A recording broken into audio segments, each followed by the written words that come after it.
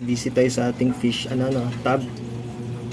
So yan yung pinapatakbo ng ating nag-iisang water pump. Ayan, so nilinis natin last time kasi di ba bumagyo. Ang daming dahon na pumunta dito. Hindi ka naman pwedeng mag 100% na clean dyan kasi mawawala yung beneficial bacteria. So binawasan lang natin, no. Dati first 20%, now 50%. Inalis na muna natin yung ating mga fishes para hindi sila mapahamak habang tayo nag-clean.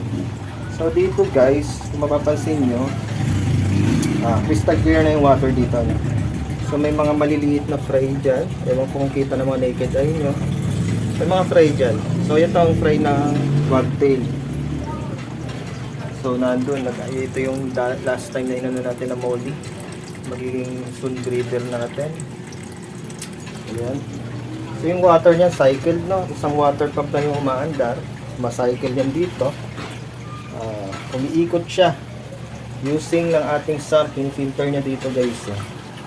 So habang pinifilter niya rito yung water nandyan, so dito may laman niya. Ganyan nagpapacycle. Ang laman po dito, kung mapapansin nyo, yung mga laman ako dito na Mickey Mouse, yan yung mga male. So ang selection ko sa male, tinicheck ko kung ano yung pinakamagandang male, yun ang nilalagay ko dun sa labas, outdoor.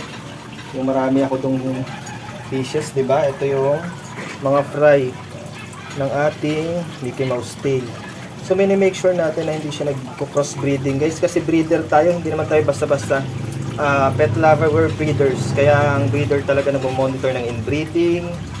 Number 1 yan, inbreeding, dapat hindi siya may inbreed. Yung iba-ibang lahi, hindi dapat same genes, dapat iba. So ito, make sure natin na ito ay lahat to ay anak po ng Mickey Mouse tail. Ayan guys. So ito naman male na wagtail. So kaya ako inilinis to. Dito ko ilalagay yung mga fry ko ng gapi, no? Para hindi din sila nakangain din minsan ng parents at halo-halo na, nagsasama-sama. Ayan guys, yun yung update natin dito sa ating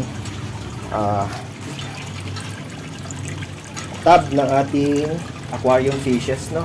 Freshwater aquarium fishes. So, make sure natin na hindi talaga nawawala ng beneficial bacteria. Although nalilinis natin, yung beneficial bacteria na andun pa din, ano? Ayan, so cycled yung water natin. Pagdating naman sa electricity, isang water pump lang. Ngayon guys, that's it. I'm out.